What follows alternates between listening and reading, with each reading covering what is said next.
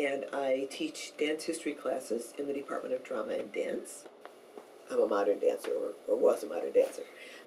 I started dancing late. I didn't start until I was in college, which is late for a lot of people. But I kind of think that it was in my destiny. I think I was supposed to be a dancer. And what was great about that, even though it was late, was that I think I was kind of grown enough so that whenever I was getting feedback from teachers, I could use the information. I am Cleo Parker Robinson, founder of the Cleo Parker Robinson Dance Theater. We have the theater, the dance ensemble, and the year-round school. So we call it Cleo Parker Robinson Dance. Here in Denver, Colorado, I've had my company for over 44 years, and we started in 1970, so we're going into our 45th anniversary.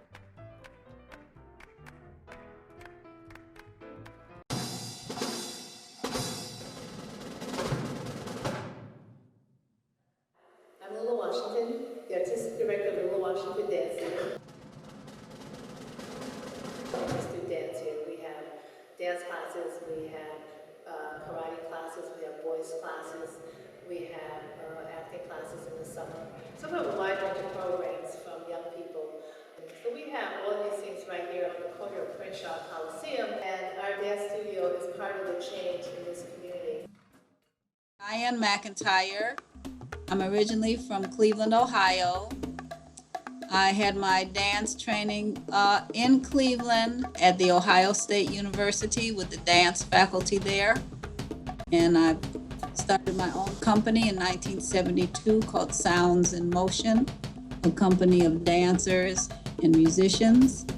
And we operated a studio in Harlem for many years, where many people came to study, to observe, to rehearse, and to create their own dance events. My name is Jawale Willa Jo Zoller, and I'm Artistic Director of Urban Bush Women. I think if I was to describe myself as an artist, I'd probably say resilient.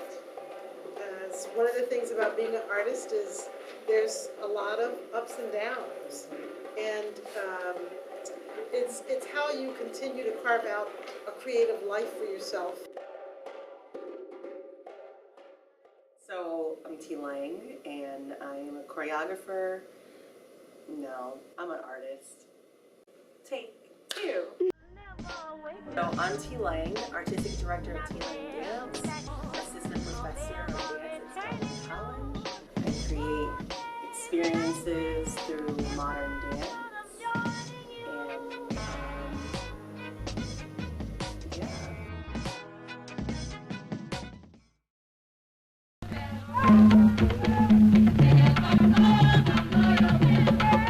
The rhythm of West Indies Creole music is heard in England for the first time since 1948 as the Catherine Dunham Company of Dancers stages a Negro ballet.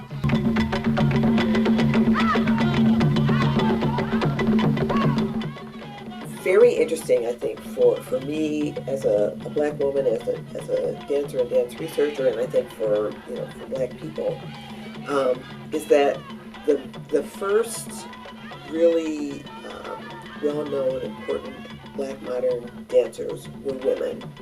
They were also anthropologists, and they did an excellent job of bringing together black culture and modern dance and social commentary in their work. And these two women are Catherine Dunham and Pearl Primus.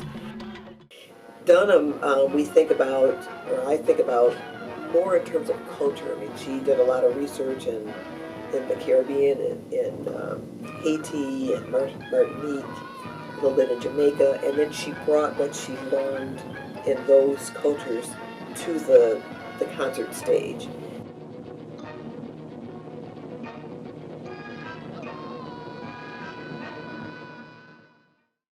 Pearl Primus was much more rebellious in a very kind of direct way. That she, in addition to doing research in West Africa, she came to the South and she lived with sharecroppers, and she did pieces based on kind of the hard life that black sharecroppers had. She also did a dance, Strange Fruit.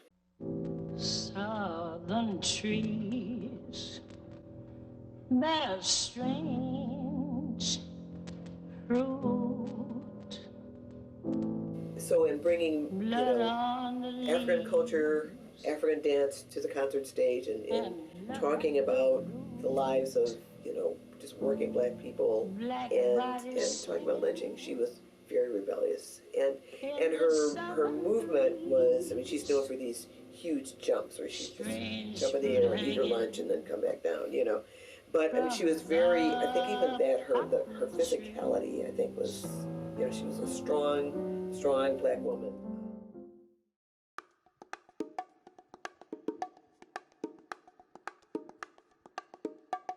I created a piece about South Africa.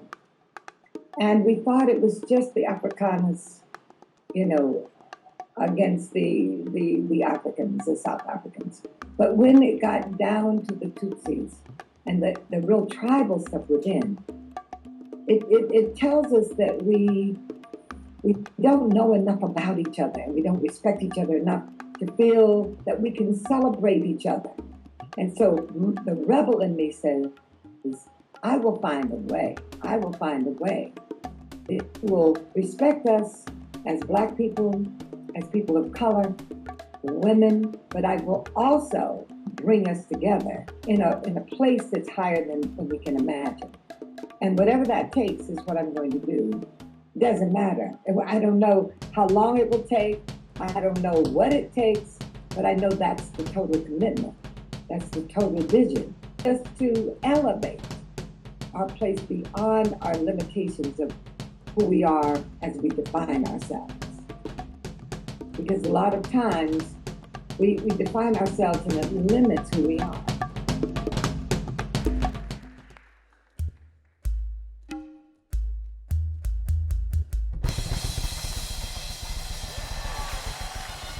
That mass has been a twofold for our community. It's meant survival on one level by hiding the feelings and just having that grin, that look on our face, and doing the work and still surviving. But taking the mask off says, I'm going to survive, I have survived, and I'm still here, and I'm going to do it my way.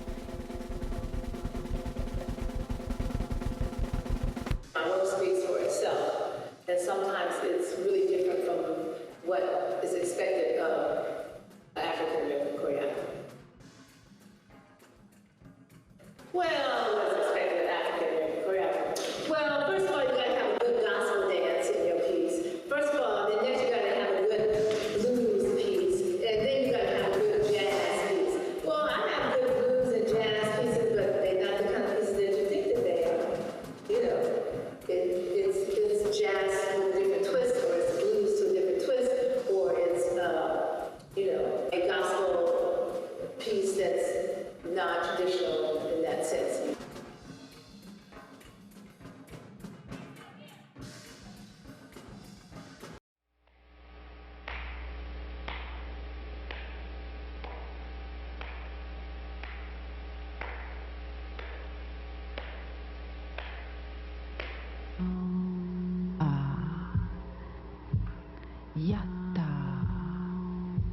I rebelled against the stereotypes of what we are as people of color, black people, African American people. So some of my rebellion is subtle because I'm going to have us do some things that you think we don't do. Like you think, oh, this is let us do something that's called black dance. So let me have a whole group of people on the stage who are black or defined as black. And they're going to do something that's not how you define black dance. That's how my first company started. We were doing improvisational work. Sometimes the music had a feeling of rebellion. It had emotion, some anger, also very poetic. It was not structured like any other music, not even like jazz. It had a freedom about it. So we did improvisational works with these musicians. We became part of the band, if you want to say. Not like Sun Ra. Sun Ra, the dancers were more supplementary.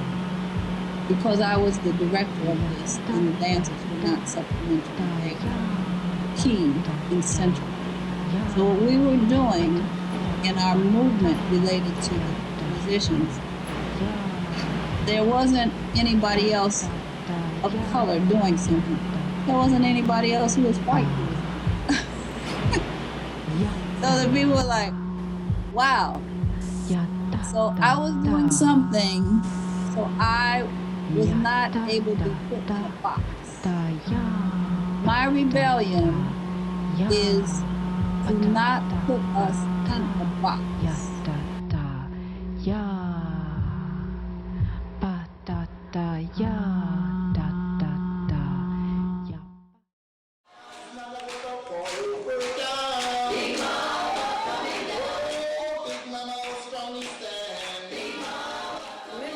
History and laughter inside of all of the beauty and the language. You see that in Urban Bushman's work. You will see those kind of, we call it a clump. You will see that sense of community. That sense of community, telling deeply personal stories, connecting them to history. Whether those stories are told through language or told through the physicality of the body. I think that's what makes the work relevant. And I also think it's like what you put in. So I didn't really start out and say, I'm going to be a political, socially engaged, social activist choreographer. That, that just wasn't how I was thinking. But I was in political education study groups. And so I was reading every black female writer I could get my hands on, writings about women, writings about history, studying the history of Africa. I was interested in understanding how the world could be a better place. You can look at my work and for me it's complexity. The complexity of our lives is to me it's where the rich stuff is. That we don't live in those binaries necessarily, even though the systems try to ask us to operate or force us sometimes to operate in those binaries. That we can better define ourselves. And so, because we understand our complexity. And I think that's the thing that keeps happening is people, it's easier, or we think it's easier, if we can just make it this one little thing.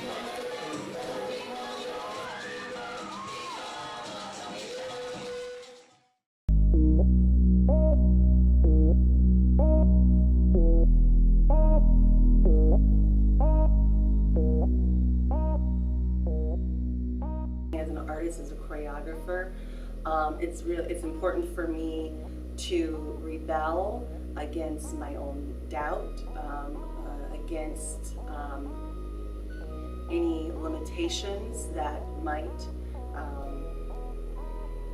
appear or because of my gender or my race. I am fearless to set my own pace, to set my own mark. Mother was my 2012 production that I started workshopping here at Spelman. I workshopped a smaller work called Narratives of a Negress based off of my affection to Karen Walker's work. And that work brewed into an evening length, a 60-minute work called Mother that the Goat Farm Arts Center produced. issues. It dealt with some of the really nasty atrocities of the antebellum South, and looking at how it objectifies women, but asking the question of why, the exploitation of capitalism that led to sexism and racism. It's a work that sparked a lot of conversation, which was the point for folks to look at how they perceive women, how they look at colorism.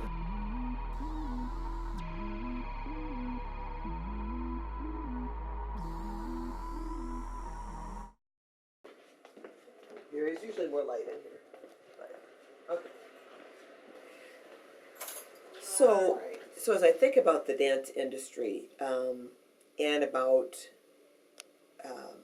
artists who want to deal with social justice issues through their work, on the one hand, there are lots of opportunities to do that because it's, especially in what you might call modern or postmodern dance, where it's really about concepts and ideas and as well as aesthetics that are based in people's lived experiences. On the other hand, it's challenging because of resources. Some of the issues that I see that really touch home is the lack of visibility of artists, especially artists, women of color, who do exceptionally innovative work that get brushed over or overlooked in funding and in presenting. People should see the value and look on the kid's face when I got people they ask me for a scholarship. I can't give them what they want for a scholarship. I can't afford it. A lot of people here in this community got a lot of money. They'll spend I don't know how much money you'll spend to go see a game at Staples Center and sit on the floor.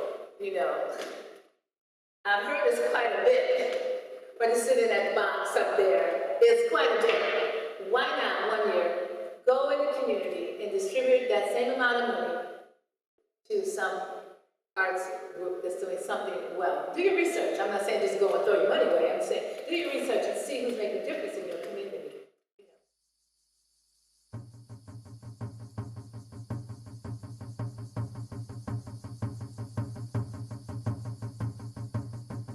We've done quite a few projects, and I just can't wait for the next one. And the next one will be with Millicent Johnny, who I think has also worked there. She's out of New Orleans. And we're going to do a piece called Bambula. And we'll open that piece in Denver before we take it on tour.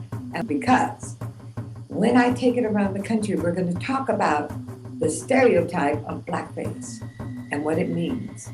What does blackface mean to us? Because it means something different to the Zulu Black Indians in New Orleans and the Zulus in South Africa.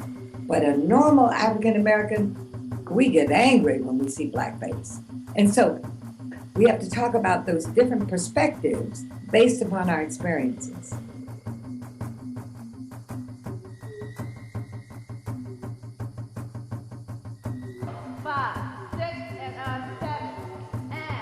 I'm on my way. 6, 7, 8, 6. I had the opportunity to work with James Cameron, who was the director and producer of Avatar.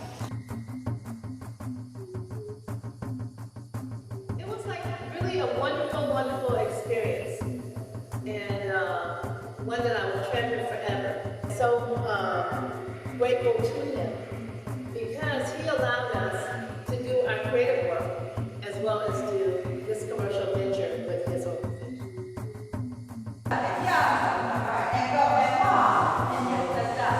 One project I'm working on now is a new choreo poem of Ntozake Shange. It's called Lost in Language and Sound. We have a workshop of it coming up in this spring. Very, very powerful offerings. I also am creating a new work for Philadelphia Dance Company. I'm in the process of doing that. That new work is called The Forgotten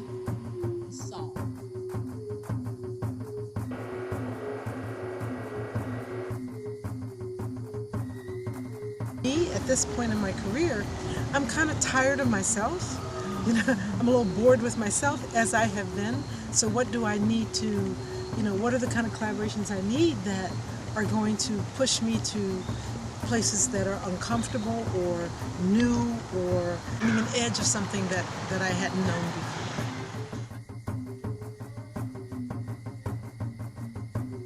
My 2014 work is called Post Up. It's a trilogy. The first section is called Post Up, the second section is Post Up in the House. I revisited works that are the untold truths of American history. Post Up deals with the delusional headspace one finds oneself when they're in love and trying to be reunited with a lost loved one. So the next installment for Post Up or Post, and that would be a duet, we'll actually see couples, 3 couples now, finding love and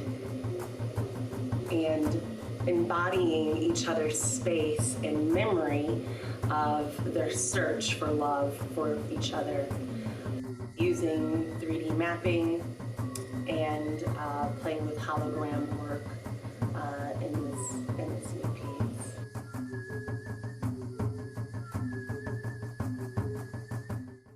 Dare to be fearless, not bold, not loud, but fearless to do the work.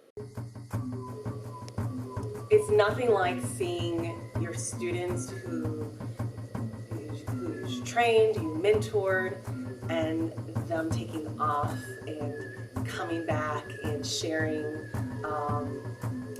their new research, what they're investigating, or seeing them on stage with companies that you teach in your course curricula, or you just see them flourishing in their dreams and in their passion, and seeing that you have some that you helped guide them there to that moment, and if you're lucky, you can continue to help guide them to the next realm. But though seeing my former students continue doing the work it's a wonderful experience.